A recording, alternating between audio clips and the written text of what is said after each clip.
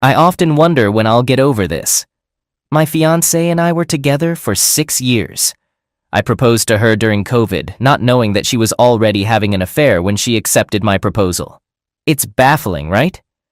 How can someone say yes to a marriage proposal while involved with someone else? Anyway, it's a long tale. I've been writing it out for weeks. It's like therapy for me, not really seeking advice, just trying to share my story. I'm not the most socially adept guy, especially with the ladies. But when I met my fiancée, let's call her Bess, I fell head over heels in love, in an instant. I'd never experienced love before, but I knew she was the one I wanted to spend my life with as soon as we met. Strangely, she seemed to feel the same way about me, and we were discussing kids and moving in together by the end of the week. Everything was wonderful until Discovery Day, at least from my perspective, although it clearly wasn't the same for Bess. One day, I caught a glimpse of a suspicious message on her phone, which made me pause. I couldn't sleep that night and ended up checking her phone while she was asleep. I'm quite tech-savvy, as I make a living from some mobile apps I developed. I'm not super wealthy, but I can comfortably take a year off without financial hardship. Anyway, I didn't find concrete evidence, but I did uncover a lot of suspicious activity like deleted messages. There was also a Snapchat contact with a lot of interactions and pictures of a guy I didn't recognize. So I installed spyware to monitor her phone, opting for the most expensive service I could find, which even allowed me to remotely access the camera and microphone. The following day, Bess was scheduled to go on a 5-day business trip, which wasn't unusual given her sales job. As soon as she left, the messages started pouring in, and I was devastated, even vomiting several times. I couldn't believe what I was reading. For a while, I refused to accept the truth and became obsessed, digging into everything I could access. I discovered that their affair had started over 2 months before I proposed. Her affair partner was a colleague, a married man 10 years her senior, with 3 children and a pregnant wife. The ultimate blow was hearing them together in a hotel room, proclaiming their love for each other, and discussing running away to start a new family. I was completely shattered and didn't know how to handle it. I couldn't muster the courage to confront her directly. Ultimately, I confided in my childhood best friend. Let's call him Kay. Kay grew up in a Brazilian household, and when he and his mother moved in next door when I was 12, this was in the UK, we became close friends despite not speaking the same language initially. I guess we bonded over shared experiences. Kay and I have been inseparable since, even though I'm a shy, nerdy type, and he's outgoing and fearless. I poured my heart out to Kay and showed him the messages and emails I had uncovered. He remained silent for a while, then told me he couldn't provide specific advice. This was something I had to deal with in my own way. He shared his own story of being cheated on and how he exposed his cheating partner to family and friends, and then went no contact. I was lost for the next few days. We packed up Bess's belongings and took them to a storage unit. We changed the locks on my apartment and prepared to pick her up from the airport. When she got into the car, she seemed cheerful and unaware that something was wrong with me. I just said I wasn't feeling well. Kay smiled at her and mentioned a fantastic surprise plan for her at her parents' house. I didn't utter a single word during the entire trip, trying to hide my feelings and forcing a fake smile since Bess got in the car. The rest of the day felt like it was moving in slow motion. I'd already talked to our parents the day before and let them know we were coming over. I mentioned I had a surprise announcement to share when we got there. There were hugs, smiles, and I almost changed my mind at that point. I really care about her parents. They've been incredibly kind and welcoming to me. Soon Bess was sitting on the sofa between her parents. Eventually someone asked about the big surprise and Kay encouraged me to go ahead. I began by expressing my deep affection for her parents and how grateful I was for their warm welcome into their family.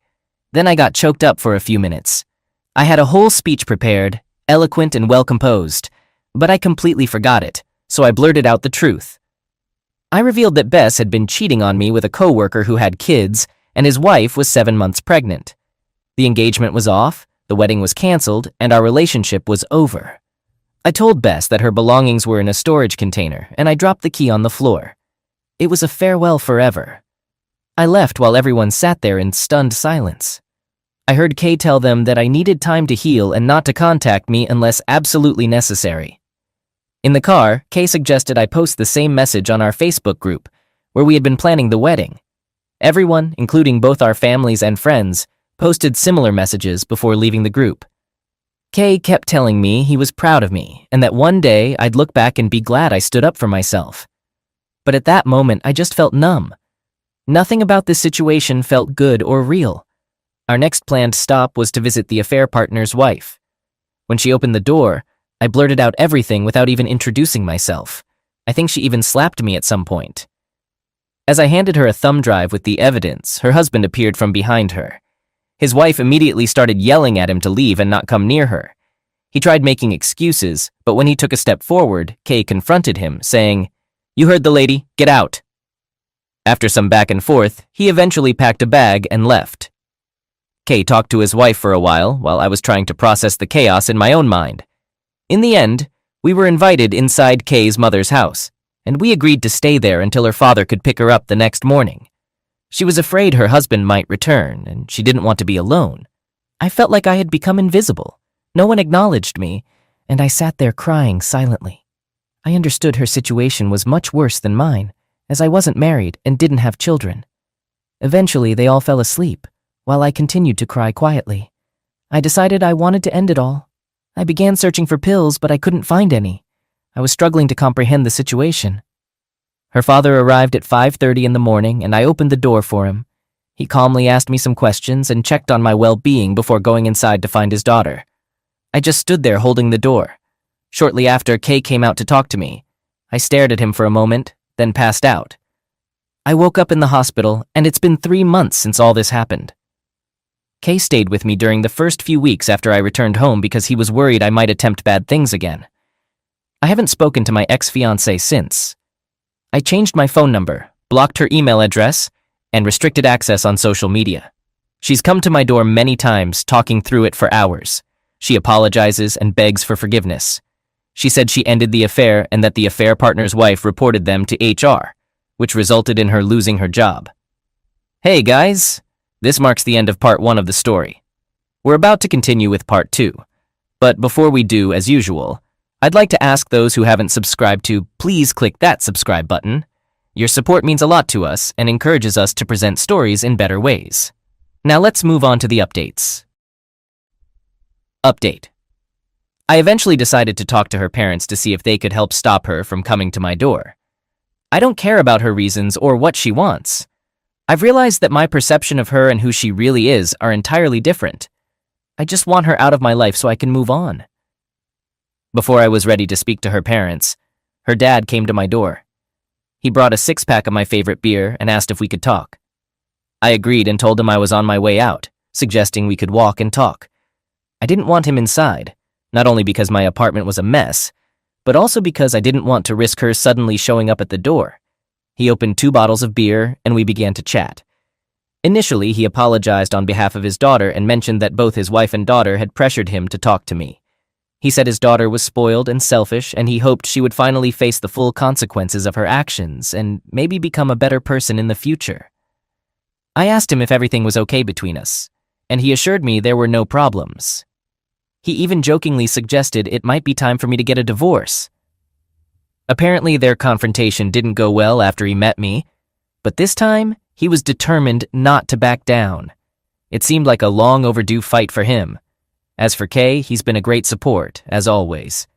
He's been there for me, encouraging and uplifting me. Now that I'm out of it, I realize he was right. One day, I'll be proud of what I did. I stood up for myself, something I rarely do, and I feel great about it. I definitely do it again when necessary. My ex showed up at my door again, and this time, I actually talked to her. She begged me to let her in so we could talk. I agreed but told her I had some things to do and suggested we meet at a local park in half an hour. I didn't want her inside my messy place, fearing she might make accusations or something if we met alone. Surprisingly, I wasn't nervous. I actually felt pretty good. So I went to the park, and she was there, crying. We had some meaningless small talk, and she tried to pry into my conversation with her father. I told her that was private between us and none of her business. I was getting bored, so I asked her what she wanted to talk about, and she went on a long rant about how sorry she was and how much she loved me. I forgave her because I didn't want to carry anger, hatred, and hurt anymore. But getting back together is out of the question. People who love each other don't do what she did to me." She cried hysterically, and I watched without feeling much attachment. I called her dad to pick her up, and I told her I hoped she would seek counseling to fix whatever was broken inside her. Then I got an Uber and went to the local animal shelter, where I adopted a kitten. I named the kitten Shiny. Kay joked that he was blinded by my newfound confidence. I named the kitten Shiny as a reminder to always stand up for myself. I'm happy that I took the high road and was honest with her without yelling or name-calling. I've been playing with my amazing kitten and having a lot of fun. Kay is coming over later to play video games and have some beers. I'm still sad about my ex, and I'll miss the good times we had, but I'm also relieved that this chapter of my life is over. It is what it is. Be warned. This is a straightforward tale of sadness and regret. I'm Bonnie Brown, but I was born Bonnie Betsy Lowry. My parents had high hopes for me. I married Benjamin Brown, but it didn't bring me any grace, as you might expect. At 38, I made a mess of my life. Doesn't sound old, right? Well, at the time it felt like it. You know how our society idolizes youth. You work hard, take school seriously, graduate with good grades, find a good job, marry someone great, have a few kids, and just when things are looking up, the world shifts its focus to someone younger. Actually, it wasn't one specific thing. I slowly realized that the young interns at the office were getting all the attention. Men used to flirt with me, and although I didn't let them go too far, it was fun and made me feel attractive. Then one day, that attention disappeared. Life became a series of responsibilities.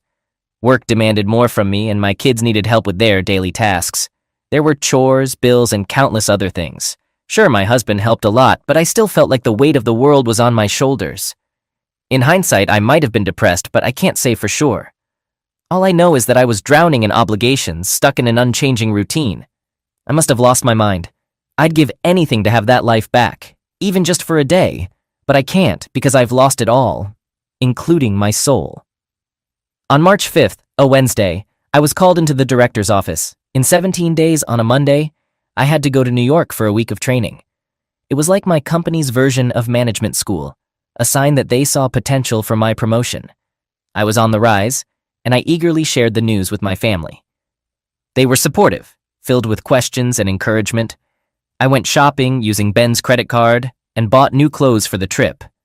I wanted to make a lasting impression on the up-and-coming professionals from around the country. I wanted them to remember me.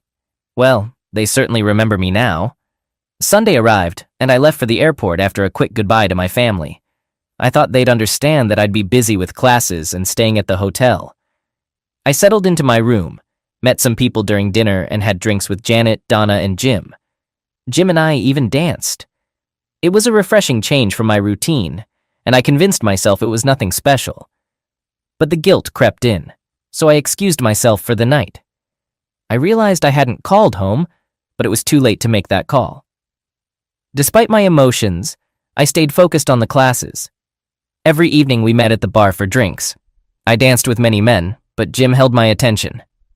I felt youthful once more. As the nights went on, Jim and I grew closer, maybe too close.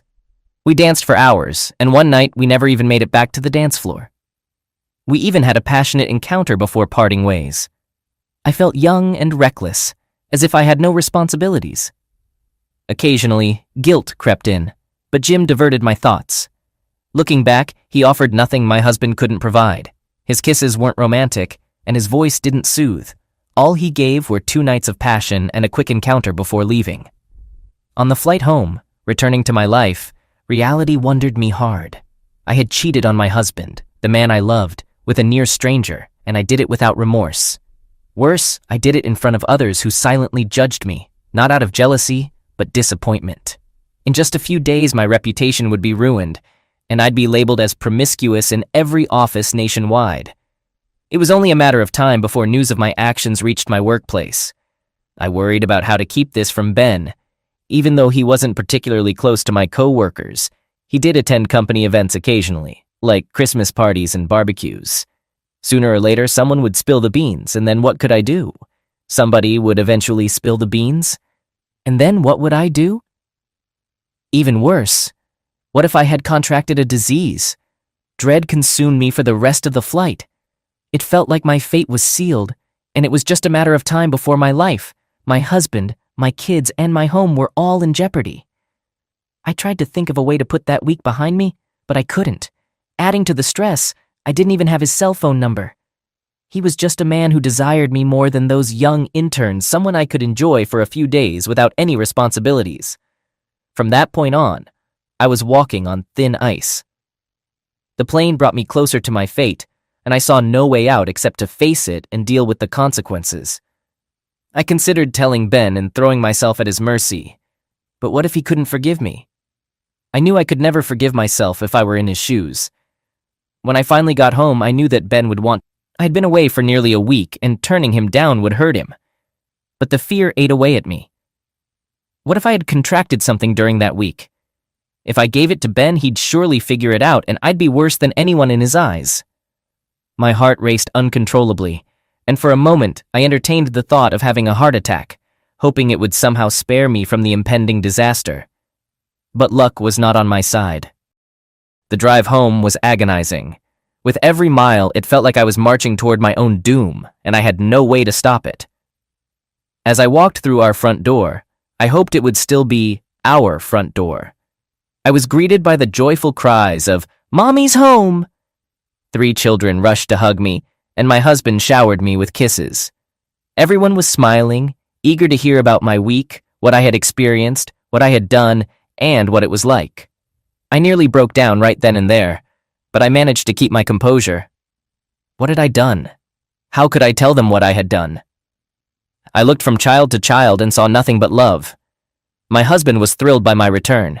Everyone was delighted to see me, and I was surrounded by love from all sides. I didn't deserve any of it.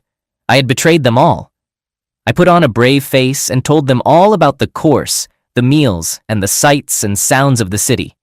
I left out the affair, how I acted in front of everyone, and my betrayal. From that evening on, I lived in fear of being discovered, and then the desire to be intimate came. I couldn't refuse without raising suspicions. I convinced myself that Jim wasn't a bad guy, that he was clean, and I resolved to be the best, most loving wife imaginable. I was determined that if Ben ever found out, his love for me would outweigh the anger and hurt, and he would forgive me. But I forgot one thing: Opus update. Fast forward 4 months, and I was starting to believe I had gotten away with it. I swore to myself I'd never repeat my mistake, never betray Ben and the kids. I was committed to being the perfect wife. Then, one day I came home, expecting to prepare dinner for the family. The house was silent. There were no voices, no activity, none of the chaos I had once taken for granted. Instead, Ben sat quietly in a chair, looking dejected, with tears streaming down his face. "Ben, what's wrong, honey? Are you okay?" "I received an email at work today. It seems you must have angered someone at your office, said something wrong, made them mad. Whatever you did, they really dislike you." "What did I do? I usually get along with everyone." "I don't know. I just got an email today with some cell phone photos of you at your training course. Remember when you went away for that week of training? It looks like you had a good time. It looks like the guy you were with had an especially good time." I heard my husband's words, and I wanted to deny everything. I wanted to tell him I loved him and only him, that there could never be anyone else for me but him. But I couldn't. My mind went blank, and I sat there with my mouth open, just staring into space. Was this the beginning of the end? Would I lose everything because of a week of foolishness, more than I had ever done before or would ever do again? Was my life as I knew it over? He had the proof. There were no pictures from inside the bedrooms, but he had photos of me doing things in public that I couldn't remember doing. He showed me the images, and pictures don't lie. I was dancing too closely with Jim, kissing him on the dance floor, and at our table. There was even a photograph of Jim's hand on my leg and up my skirt as we sat at the table. It was over.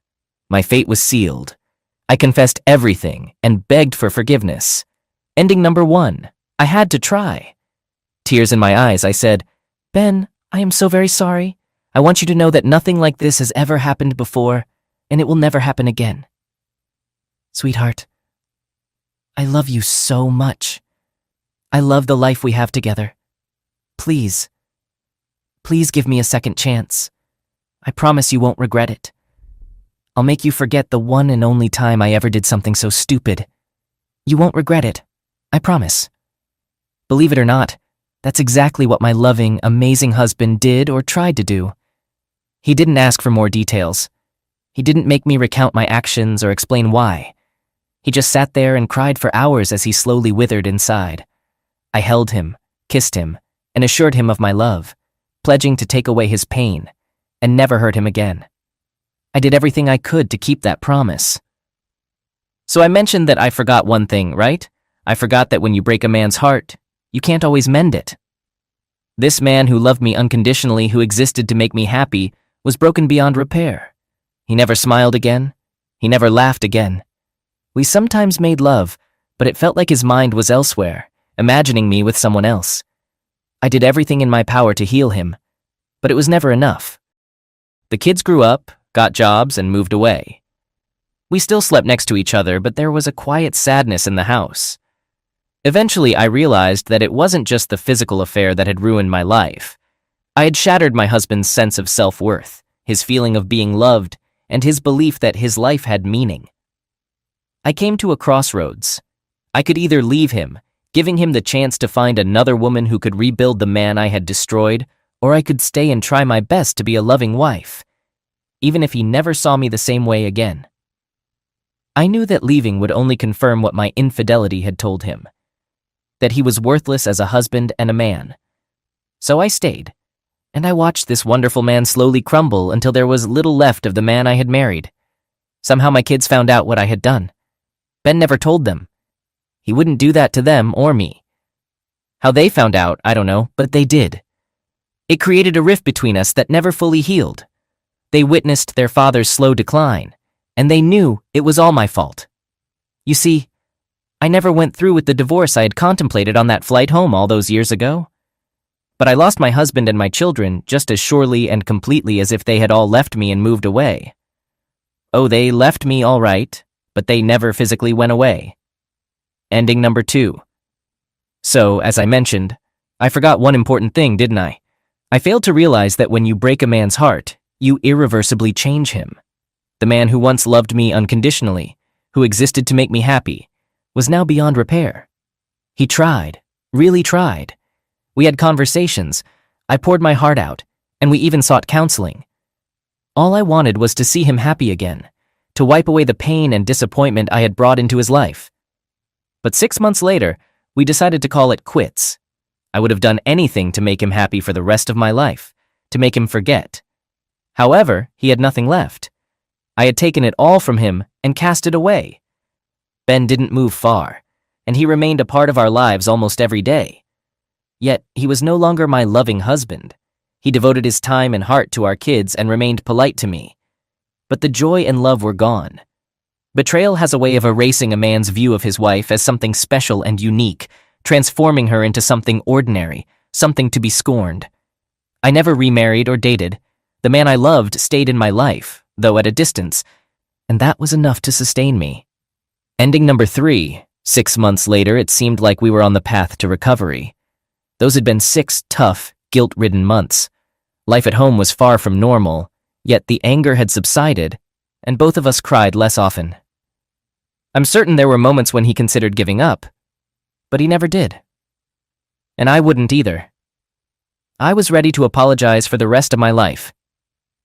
However, in a therapy session, there came a day when Ben turned to me with a profound sadness in his eyes and said, "You messed up, but it's time to stop now. I don't need your apologies anymore. I hope you never stop feeling remorse, but we both need to move forward." At that moment, I thought it was the end for us. The words "move forward" echoed in my mind, and I was convinced he was asking for a divorce. But then he continued, "I love you, Bonnie. I despise what you did. And if I ever see that guy again, I might want to punch him. But I want the woman I married back in my life. I want her back in my bed to see her smile and hear her laughter. I want to grow old with her. We'll never forget what happened, but we can try to forgive." Tears welled up in his eyes. The rest of that session remains a blur in my memory. I clung to my husband, hugging and kissing him, crying and thanking him over and over. I was so afraid when he started speaking that I couldn't let go of him, fearing it might be the last time. There were moments when I could see the pain in his eyes, and I understood what he was thinking. We never needed to say a word. I would simply go to him, stand beside him, or sit next to him, hugging him as if it were our last embrace, waiting until I saw him smile again. It always brought tears to my eyes, even now, because I know he carries that pain with him. I hurt this man deeply for no good reason, yet he forgave me. I will spend the rest of my life being the wife he truly deserves and offering prayers of gratitude for the second chance I received. On that significant day in August 2005, my friend, an 18-year-old high school graduate, burst into the door of our cozy two-room apartment, and I couldn't believe my incredible luck. Her lifelong dream of becoming an actress had always seemed quite achievable to me, given her undeniable beauty and exceptional talent. This was unsurprising, considering her vibrant cheerleading background and active involvement in various school drama productions throughout her school years. With her whole future ahead of her, the acting profession appeared to be a reachable reality. While my girlfriend had always been resolute about pursuing a career as an actress, I was still contemplating the direction of my own life. I wasn't particularly interested in college and was content working at McDonald's, allowing my girlfriend to take the lead. However, that day marked a turning point. Filled with excitement, she shared the news that she had secured a minor role in a highly acclaimed blockbuster film. It was an incredible development. Though she only had 2 lines to deliver, it felt like a monumental step toward fulfilling her dream.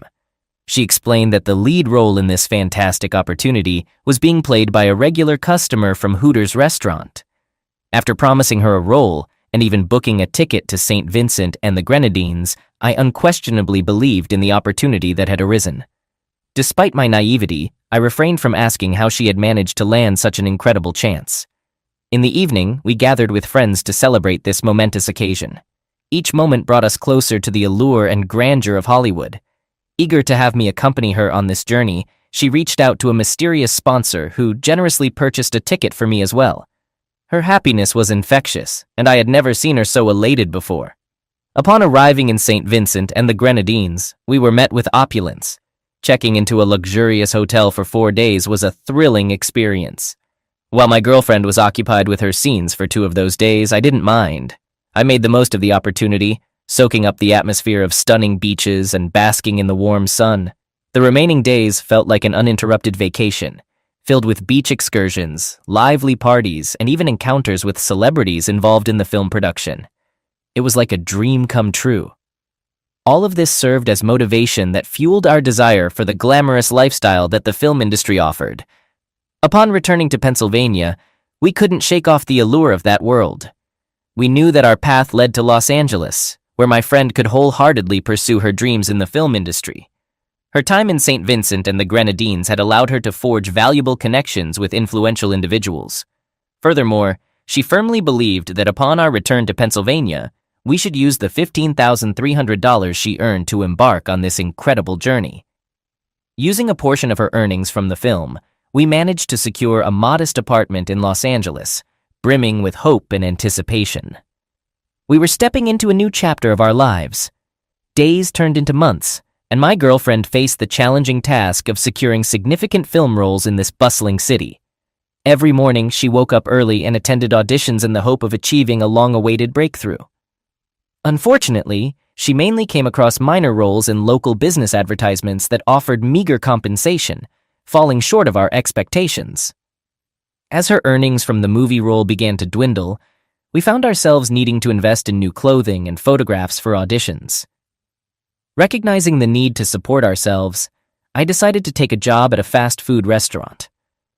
It may not have been glamorous, but it provided us with the opportunity to start earning money and sustain our livelihood.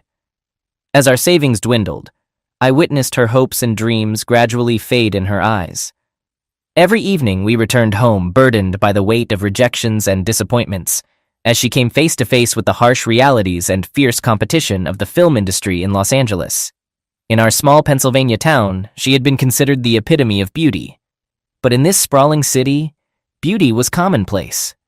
Months turned into nearly a year, and she still couldn't secure a substantial role for herself. The clothing she bought was now secondhand, and prospects for advancement seemed uncertain. Eventually, she took a job as a shopping mall model, a significant departure from our lofty aspirations. Nevertheless, it allowed, albeit with difficulty, for the bills to be paid. During this period, I found my own path in life as a fitness trainer. Balancing two jobs, one at a restaurant and the other training numerous clients, I aimed to provide stability and support. Our lives were consumed by individual pursuits, and as a result, we seldom found time for each other. Our dreams of success in the entertainment industry appeared to be slipping away, overshadowed by the demands of our busy lives. With each passing day, our dreams seemed to grow more distant. The unforgiving nature of the film and entertainment industry began to wear down my girlfriend's spirit, and I could only helplessly watch as she confronted the harsh reality that achieving success in Hollywood was far from the easy dream we had once envisioned. As time passed, her excessive spending drained our finances completely, and we began to struggle to make ends meet. I became increasingly frustrated with her for depleting our savings at an alarming rate.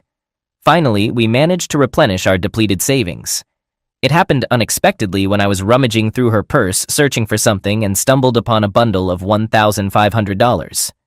Intrigued, I couldn't help but inquire about where she had obtained such a large sum of money. She appeared flustered, but explained that a photographer she met at the mall had invited her to take pictures at his lavish mansion. I couldn't resist asking why she hadn't mentioned it earlier, to which she replied that she had intended to but somehow forgot. Curiosity got the better of me, and I continued my questioning, wanting to ensure the legitimacy of her earnings. She assured me that everything was fine. However, as she spoke of her best photos and posing in various outfits for professional photographers, doubt began to creep into my mind. Despite our naive understanding of the industry, I couldn't ignore suspicions about the potential for exploitation or ulterior motives. After all, we had heard stories of people in Hollywood willing to pay exorbitant sums for almost anything.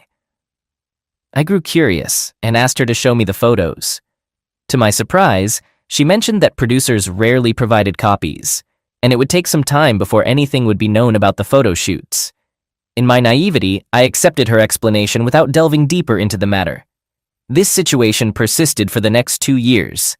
She frequently returned home late at night, attributing it to earning money by frequenting clubs and occupying VIP seats. She often claimed that her involvement in these projects was limited to gatherings in the VIP section. In other instances, she explained that some producers preferred conducting auditions and shooting scenes during the nighttime.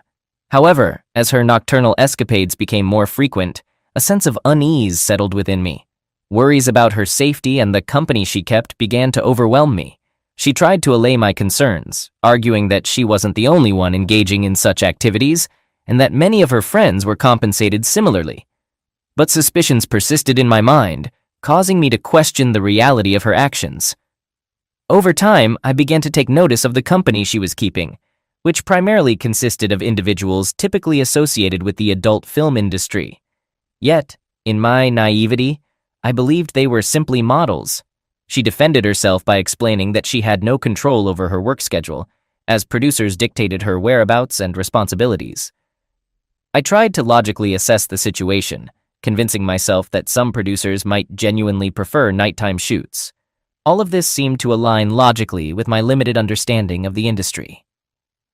One day, while taking a smoke break near our apartment, a pivotal moment occurred that shattered my illusions. A man in a large SUV pulled up and dropped her off right in front of our house. In that moment, my views on her nocturnal adventures were called into question, leaving me stunned. Shocked by what I witnessed, I couldn't muster the courage to immediately confront her. Instead, I went inside the house and discreetly observed her through the blinds as she entered. Anxiety gripped me at that moment. With a determined decision to uncover the truth about her activities, I secretly planned to follow her the next Friday when she went out. On that Friday, she went on a date with her friends, and I quietly began trailing her.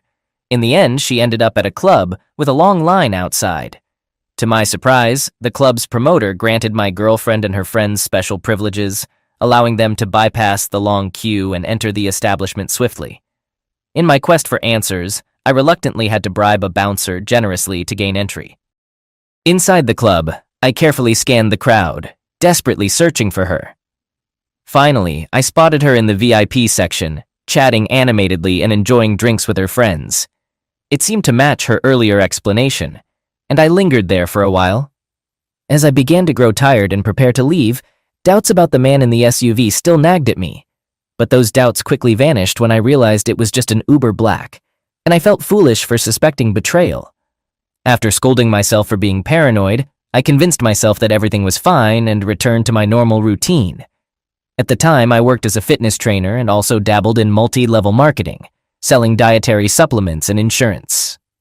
Thankfully, my average earnings covered rent and my living expenses. When I took charge of managing my own finances, I couldn't help but notice changes in my girlfriend's behavior and appearance.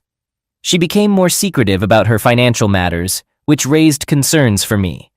Occasionally, she displayed aggression toward me, only to apologize later, claiming it was unintentional. Furthermore, she started concealing her finances and paid less attention to her spending, leaving me questioning her financial habits. Despite initially trying to brush these concerns aside, I couldn't ignore the significant decline in her financial stability. She began losing a considerable amount of weight, hardly ate, showed signs of excessive nervousness, and experienced sleep problems. She often slept for extended periods, causing me to worry about her well-being. In my attempt to address her health issues, I made sure she ate properly, attributing her behavior to stress. However, one night as I woke up, I noticed she wasn't in our bed. Baffled, I followed the noise coming from the bathroom, driven by anxiety. To my horror, I discovered my girlfriend using a prohibited substance in the bathroom. I stumbled upon a stash of illegal substances which caught her by surprise. In a panic, she attempted to hide everything but ended up spilling it on the floor. Her desperate actions to salvage the substances resembled a beggar clutching at scattered money. It marked a turning point in our relationship. Overwhelmed by emotions, both of us broke down in tears. She sincerely apologized and pledged to seek help and undergo rehabilitation immediately. It felt as though she had journeyed to Los Angeles, but lost not only herself, but also our connection along the way. Unflinchingly addressing her issues, she bravely kept her promise and checked into a rehabilitation center the very next day. Throughout her month-long stay at the clinic, she displayed genuine remorse and determination, clinging to the hope of overcoming this dark phase and resurrecting her dream. When she completed her rehabilitation program and returned home, she appeared revitalized and filled with newfound strength and resolve. A wave of relief washed over me. Her return was particularly significant as my birthday approached. We had a tradition of going all out for each other's birthdays, always striving to outdo ourselves and create unforgettable celebrations. One day she came home, casually tossing her purse next to me, and went to the bathroom. Curiosity got the better of me, and a few days before my birthday, I decided to search her bag. To my astonishment, I stumbled upon a CD labeled Pilot, and excitement and anticipation surged through me. Without hesitation, I popped it into the DVD player, eager to discover its contents, anticipating it might be a surprise related to me or perhaps footage of a screen test she attended. I was utterly shocked and filled with anger as the unexpected truth unfolded on the screen. The video showed my girlfriend engaging in intimate activities with another man. It was an image I could hardly fathom. Overwhelmed by emotions, I stormed into the bathroom where she was showering, venting my anger and demanding an immediate explanation for her involvement in such actions. As she emerged from the shower, I noticed she was trembling, and she offered heartfelt apologies. She admitted that what I witnessed was initially meant as a one-time encounter, but had spiraled out of control. I could scarcely comprehend her words. Confused and in search of clarity, I asked her how long she had been involved in this industry. Reluctantly, she confessed that it had been ongoing for over a year. My confusion deepened when she struggled to provide an exact count of how many times she had participated in such activities. Citing the frequency blurred the boundaries and made it hard to keep track. What struck me even more was that the dates and timestamps on the videos coincided with the period when I believed she was in a rehabilitation center seeking help, not pursuing adult films for financial gain. Determined to rebuild my life, I cut off all contact with my ex-girlfriend and focused on my career as a fitness trainer and my involvement in multi-level marketing. Unfortunately, the latter turned out to be a pyramid scheme that was eventually shut down by authorities, dashing my hopes. Undeterred, I decided to invest my savings in opening a gym. However, the high expenses in California posed a significant challenge. Opting to join the Planet Fitness franchise, I seized the opportunity to open a small gym in my Pennsylvania hometown before leaving California. Wanting to be transparent, I reached out to my ex-girlfriend to inform her of my departure. Despite our breakup 6 months earlier, our connection remained strong, and our phone conversations stirred up emotions in both of us. She spoke of feeling abandoned, emphasizing that I had brought her to California and then abandoned her when she needed me most. Her words left me speechless, and I found myself immersed in memories of our shared youth and the dreams we once held together. Having made the decision to return to my hometown, I took the initiative to establish the Planet Fitness Center. As the business began to thrive, I also found solace in close relationships that brought joy and fulfillment back into my life. However, over time I heard unsettling rumors that my ex-girlfriend had turned to a life of street-based solicitation to support her illegal substance use. Initially skeptical, I decided to investigate and discover the truth firsthand. What I uncovered left me utterly shocked. The person I once knew had become a mere shell, devoid of the vibrant soul I had cherished. About 2 years after the opening of my gym, the situation took an unexpected turn. Everything had been going smoothly for me. The membership at my gym kept growing and it seemed like life was on a positive trajectory. But then, an unexpected and devastating piece of news reached me. My ex-girlfriend had passed away while with a client, having consumed an excessive amount of a prohibited substance. The moment I received this heart-wrenching information, chills ran down my spine, and I rushed home. Unable to contain my emotions, I sat on the shower floor, overcome by uncontrollable grief and tears. To this day, I still carry guilt and never cease to wonder if I could have done something differently. Despite reassurances from my therapist, pain and regret continued to weigh heavily on my heart.